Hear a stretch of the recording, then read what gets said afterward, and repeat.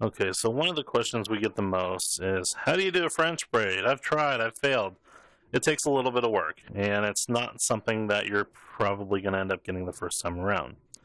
But what I can show you is the basic foundations, and this will give you an idea of what you need to practice. Um, my name is Colin. This is Victoria. Can you say hi? Hi. And we're going to show you guys how to French braid hair. So we just finished detangling this, and we're going to pull the hair back. She is watching some TV right now, so she's distracted. What I'm going to do is have her pull her head back a little bit, and I'm going to section off kind of a U shape back here. There's different ways to do this. There's different methods as well. Doing it underhand will give you a Dutch braid. Doing it overhand will give you a French braid. So once you learn this process, it's pretty easy to figure out both styles. So I'm going to pull back the top section here and kind of pull it back into almost a U or a V shape. And so I'm using a rat tail comb to section hair out, and I'm going to pull this back and just give it a couple passes through with the brush or the actual comb. What you want to do here, now that you have a section, is pull it into a 3-strand braid. So you're going to separate 3 sections out. And then for a French braid, you're going to go under.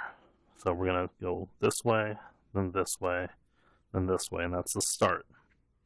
From here, it's all about the placement of your additional hair that you're introducing into the braid.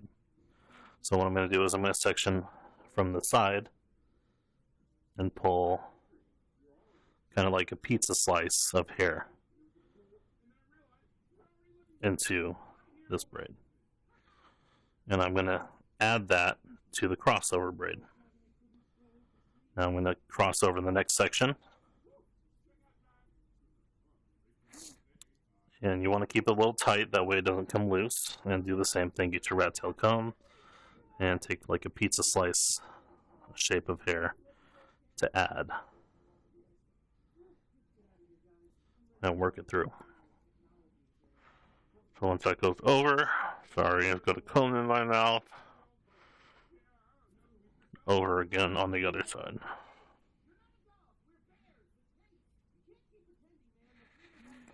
Try to keep the 3 strands nice and neat. And I'm going to pull another pizza slice shape of hair and introduce it back into the braid.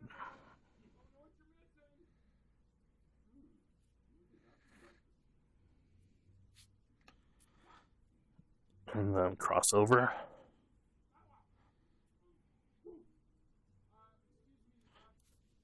Get your comb again. Another, oops, watch the ears. Another pizza slice shape. Kind of add that in. So essentially you just keep adding hair into your standard 3-strand braid.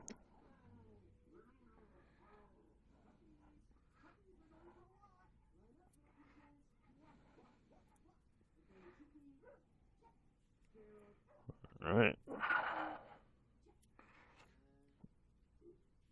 And I'm getting a little sloppy here. I normally put a little bit of hair gel or hair cream and kind of keep the hair managed, but I didn't do it this time. Mostly because I don't have any right in front of me. So again, take your pizza slice, add it to the crossover section, and then flip back over to the next.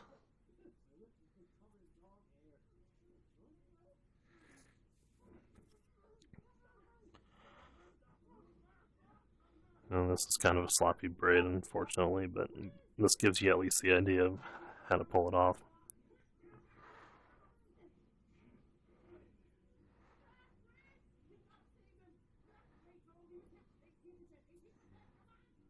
Okay. And take a little bit more here. I'm going to keep adding and adding and adding.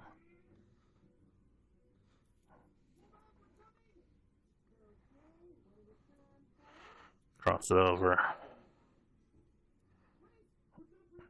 Take another piece.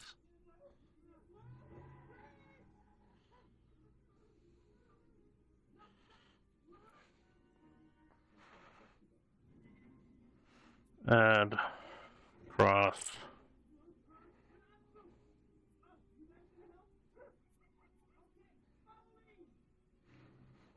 alright, once you get down towards the tip of the neck, you can use your fingers. It's not as imperative to use the comb. So I'm going to take a section here, add it, cross, oops, and I'm getting myself all mixed up here. Alright, let me see if I can clean this up a little bit. There we go. Alright, cross, add,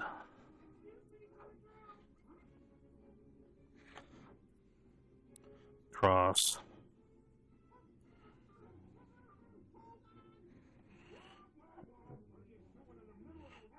add,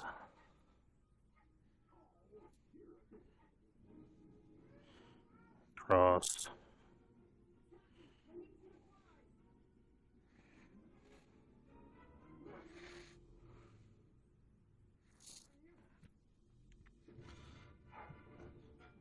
and we're almost done here. So add, sorry, I'm getting a little sloppy. And we'll just take what's left here and add. And then finish it off as a 3-strand.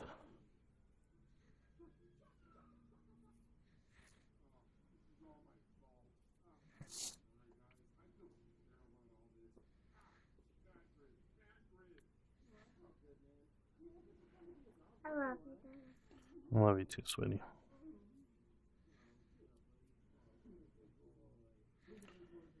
Yeah, just your standard 3-strand.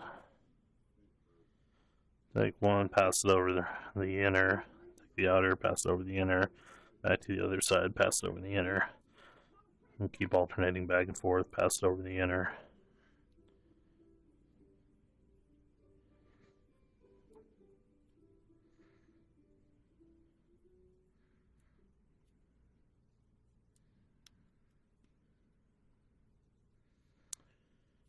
And we're almost done.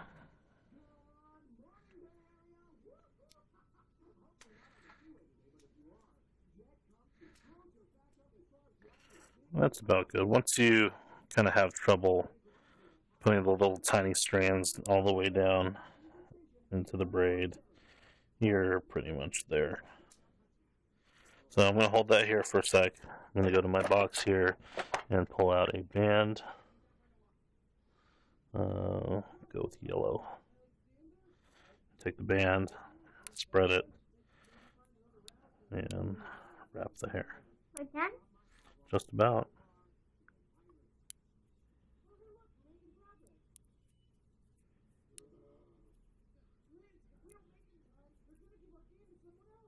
Yeah, it doesn't need to be too many wraps or too tight, but tight enough to where it's not going to fall out on some. So, pretty good. There we go. All the way up. You can see here, it was a little bit sloppy here and here, but you can kind of see the idea of how the hair layers over and over. And it works its way back in. So, that's how you do a French braid. Thanks for joining us.